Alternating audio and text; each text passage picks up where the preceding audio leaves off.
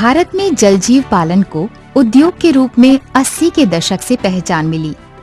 उस समय नव उद्यमियों ने कार्प्स, कैटफिश और प्रॉन का बड़े पैमाने पर उत्पादन करना शुरू किया। मछली के शौकीन लोगों के लिए कैटफिश मछलियों से तैयार व्यंजनों का खासा महत्व है, लेकिन इसके बावजूद देश में कैटफिश पालन की पद्धतियां आज तक स्थापित नहीं की जा सकी हैं। इसी क्रम में भारत सरकार द्वारा भी हाल ही में कैटफिश पालन को राष्ट्रीय प्राथमिकता के विषयों की सूची में शामिल किया गया और इनके पालन की पद्धतियों में बदलाव लाने पर बल दिया गया। भारत और इसके पड़ोसी देशों में कैटफिश की खुली हवा में सांस लेने वाली विशेष प्रजाति क्लैरियस बट्राकस की अच्छी खासी मांग है। इसको मागुर के नाम से भी जाना जाता है। बाजार में अधिक कीमत मिलने, बेहतर स्वाद और औषधीय महत्व के कारण इसके निर्यात की असीम संभावनाएं हैं।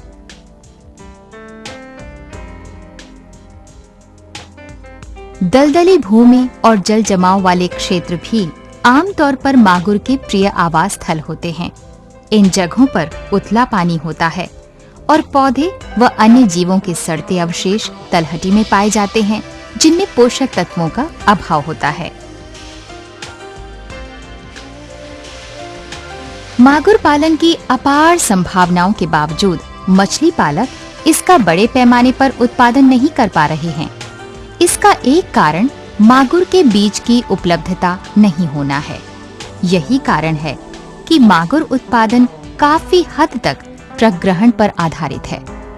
मागुर पालकों की इस समस्या को दूर करने के लिए केंद्रीय मीठा जलजीव पालन अनुसंधान संस्थान भुवनेश्वर ने प्रेरित प्रजनन, लार्वा पालन, मछली बीज उत्पादन और इसके पालन की कई विधियां विकसित की हैं।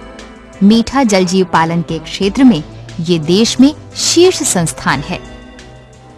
सामान्य तौर पर मागुर 1 वर्ष की अवधि में परिपक्व हो जाती हैं और जून से अगस्त माह के दौरान प्रजनन करती हैं। इस प्रजनन अवधि में नर और मादा मागुर को ब्रूड स्टॉक ताल से इकट्ठा किया जाता है तथा जल से भरे प्लास्टिक के टबों में अलग अलग रखा जाता है। नर और मादा की पहचान इनके लैंगिक गुणों के आधार पर की जाती है। मादा में उदर का हिस्सा अंडों से भरा होता है और जननांग लालीपन लिए गोलाकार तथा बटन के आकार के होते हैं, जबकि नर में जननांग लंबाकार और नुकीले होते हैं। आमतौर पर 100 ग्राम के वजन वाली मादा में 4 मिलीग्राम कार्प पिट्यूटरी एक्सट्रैक्ट या 0.1 मिलीलीटर ओवाप्रिन अथवा ओवाटाइड का या 400 IUHCG का टीका लगाया जाता है। मादा मागुर में ये हार्मोन के टीके शाम के समय पीठ पर लगाए जाते हैं। नर को इस तरह के हार्मोन टीकों की जरूरत नहीं पड़ती। नर और ये टीका लगी मादा मछलियों को अलग अलग टबों में रखा जाता है। इनमें 10 से 15 सेंटीमीटर स्तर तक पानी होता है।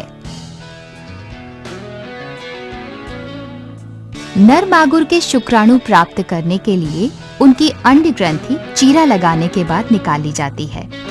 इन अंड ग्रंथियों की काट छांट कर इन्हें 0.9% सैलाइन घोल में रखा जाता है। इन टुकड़ों से ही बाद में शुक्राणु निलंबन हासिल होता है। टीका देने के 14 से 17 घंटे बाद मादा मछलियों से अंडे प्राप्त किए जाते हैं।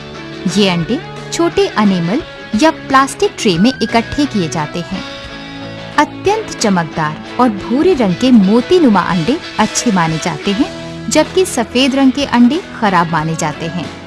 150 ग्राम वजन वाली एक मादा औसतन 7000 से 9000 तक अंडे देती है। इसके बाद इन अंडों पर शुक्राणु निलंबन डाला जाता है और पंख की सहायता से इसे मिलाया जाता है।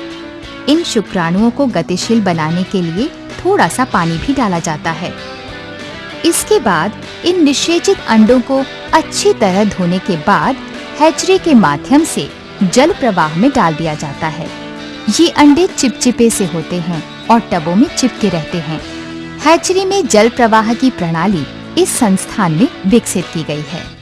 इसमें सीमेंट से बना एक प्लेटफॉर्म होता है और उस पर 12 सेंटीमीटर व्यास और 6 सेंटीमीटर ऊंचाई के कई टब रखे होते हैं। इन सभी टबों में जल प्रवाह की व्यवस्था होती। थोड़ी ऊंचाई पर रखी गई पानी की टंकी से इन सभी टबों तक पानी पहुंचाने की व्यवस्था होती है। प्रत्येक टब में लगभग 4 सेंटीमीटर की ऊंचाई पर जल निकासी का प्रावधान होता है। इन टबों में निषेचित अंडों को समान संख्या में रख दिया जाता है। इस संस्थान में बड़े पैमाने पर मछली पालन के लिए एक सुधरी हुई हैचरी प्रणाली भी विकसित की गई है। इस प्रणाली में 2 मीटर व्यास की एक गोलाकार टंकी होती है, जिसमें 15 सेंटीमीटर की ऊंचाई और 45 डिग्री के कोण पर पानी भरने का प्रावधान होता है। इसमें हल्का जल प्रवाह निरंतर जारी रहता है। हैचिंग के लिए इसमें अंडे समान रूप से बिखेर कर डाले जाते हैं। इस प्रणाली में एक समय में 1 लाख तक निषेचित अंडे डाले जा सकते हैं। इसमें हैचिंग की दर 60 से 80% तक होती है। हैचिंग के बाद लार्वे इस टैंक की तली से निकाल लिए जाते हैं। हैचिंग के लिए आदर्श तापमान 27 से 30 डिग्री सेल्सियस होना चाहिए। हैचिंग या अंडों से शिशु मीन निकलने की प्रक्रिया 24 से 26 घंटे की अवधि में पूरी हो जाती है। बाद में इन टबों को भली प्रकार से धोया जाता है ताकि लार्वों को अंडों के छिलकों से अलग किया जा सके। मागुर के लार्वों की लंबाई योक थैली के साथ लगभग 4 से 5 मिलीमीटर होती है। ये शिशु मीन टंकी में समान रूप से फैले होते हैं। चंद घंटों के बाद इन लार्वों में बेहद हल्की सी हलचल देखी जा सकती है। स्वस्थ शिशु मीन इन टंकियों के किनारों पर 10 से 12 घंटों के दौरान इकट्ठे हो जाते हैं, जबकि कमजोर व विकृत शिशु मीन टंकियों के मध्य में ही रह जाते हैं, जिन्हें बाद में निकाल दिया जाता है। इंडोर मछली पालन की इस प्रक्रिया में गोलाकार अथवा आयताकार सीमेंट या फाइबर के पानी की टंकियों में लार्वों को 12 से 14 दिनों तक रखा जाता है। रात्रिचर होने की अपनी प्रकृति के कारण ये शिशु मीन इन टैंकों के किनारों पर जमा होने लगते हैं ताकि रोशनी से बच सकें, जबकि रात के समय ये इन पानी की टंकियों में फैल जाते हैं। अत्यंत छोटे और कमजोर प्रकृति के इन लार्वों को जीवित रहने के लिए अच्छी परिस्थिति दी जानी जरूरी होती है। इसलिए इस प्रकार के बंद वातावरण में इनका पालन किया जाता है। इन लार्वों के पालन में जल गुणवत्ता प्रबंधन की महत्वपूर्ण भूमिका होती है। इन शिशु मीनों में हवा में सांस लेने की शुरुआत 10 से 11 दिनों बाद हो जाती है। इसलिए इन पानी की टंकियों में एयरेटर या अन्य देसी उपकरणों से ताजी वायु का प्रवाह बनाए रखना चाहिए। इन इंडोर टंकियों में लार्वों को 12 से 14 दिनों तक पाला जाता है।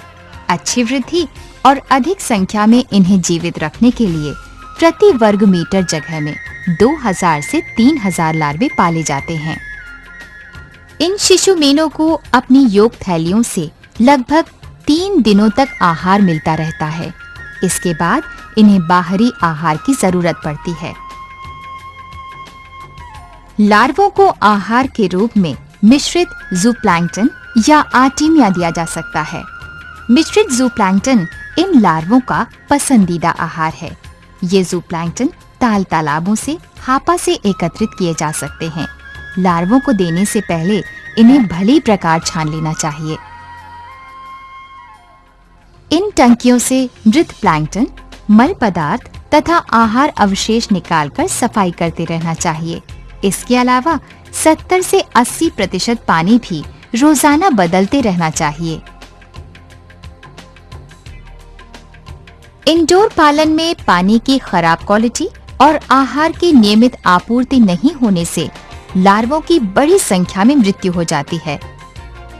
लगभग 12 से 14 दिनों के बाद ये लार्वे 10 से 20 मिलीमीटर की लंबाई या 30 से 40 मिलीग्राम वजन के हो जाते हैं। अब इन्हें भली प्रकार से तैयार नर्सरी या खुले फिंगरलिंग या अंगुली मीन पालन टंकियों में छोड़ दिया जाता है। इन अंगुली मीनों के पालन के लिए छोटे आयताकार सीमेंट से बने हौज का इस्तेमाल किया जा सकता है। इनकी तली में 4 से 5 सेंटीमीटर तक मृदा होती है और 25 से 30 सेंटीमीटर की ऊंचाई तक पानी भरा होता है।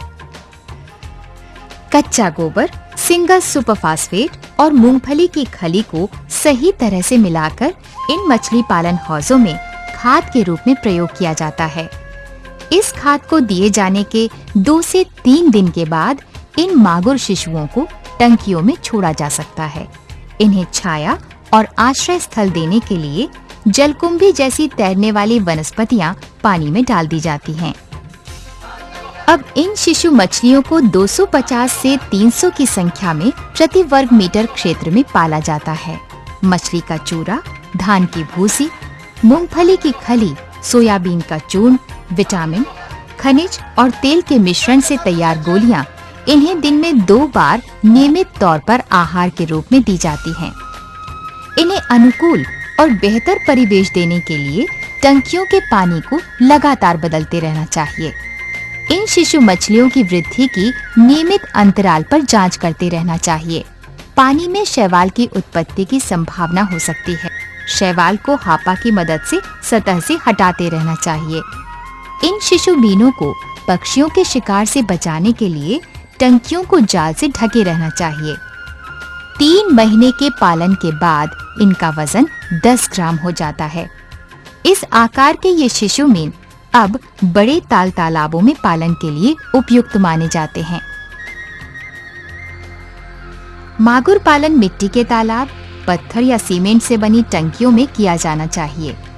अपने चंचल स्वभाव के कारण मागुर बरसात के मौसम में दूर निकल जाती हैं। इसलिए मागुर पालन वाले तालाबों में जालों की बाड़ लगा दी जाती है। मागुर पालन के लिए पानी से भरे धान के खेत भी उपयुक्त स्थान हो सकते हैं। इन जलाशयों में मत्स्य बीज डालने से पहले इनकी पूरी तरह से जांच की जाती है ताकि कोई दरार आदि ना हो।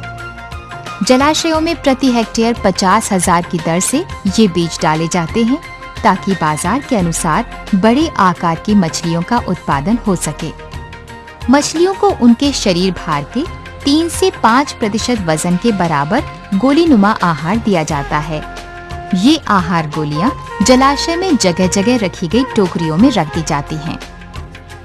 तालों के पानी की क्वालिटी सघन मछली पालन, आहार अवशेष और मल पदार्थों के जमाव से प्रायः खराब हो जाती है। इसलिए समय समय पर ताल के पानी को बदला जाना जरूरी होता है। मागुर मछलियां वायुमंडल से ही ऑक्सीजन लेती हैं, इसलिए ये पानी की सतह पर ज्यादा दिखाई पड़ती हैं। इस प्रवृत्ति का फायदा परभक्षी पक्षी खासकर उठाते हैं और इनका शिकार करने से चूकते नहीं हैं। इसलिए इन तालाबों को जालों से ढका जाना चाहिए। 7 से 8 महीने में ही ये मछलियां 100 से 120 ग्राम की हो जाती हैं। इनके प्रग्रहण के लिए तालाब के पानी को पूरी तरह से निकाल दिया जाता है और फिर एक एक मछली को हाथ से इकट्ठा किया जाता है। मागुर पालन की इस विधि को सही तरह से अपनाने से प्रति हेक्टेयर जलाशय से 3 से 4 टन तक उत्पादन किया जा सकता है। थाई मागुर के नाम से प्रचलित अफ्रीकी कैटफिश क्लैरियस गैरीपीनस को लेकर भारतीय मछली पालकों में आजकल काफी चिंता व्याप्त हो गई है। ये प्रजाति परभक्षी और मांसाहारी प्रकृति की है। इसका भारतीय जलधाराओं में प्रवेश देसी प्रजाति की मछलियों के अस्तित्व के लिए खतरा हो सकता है। इसके अलावा मछली पालक पारिस्थितिकी को पहुंचने वाले प्रतिकूल प्रभावों से भी अभी परिचित नहीं है। इसलिए थाई मागुर के पालन को बढ़ावा नहीं दिया जाना चाहिए। मागुर पालन की इस तकनीक को यदि मछली पालक अपनाएं तो निस्संदेह उनके भविष्य की सुनहरी संभावनाएं यहीं पर नजर आती हैं। इन्हीं उत्पादनशील मागुर मछली फार्मों में ही मौजूद है उनकी समृद्धता की कुंजी।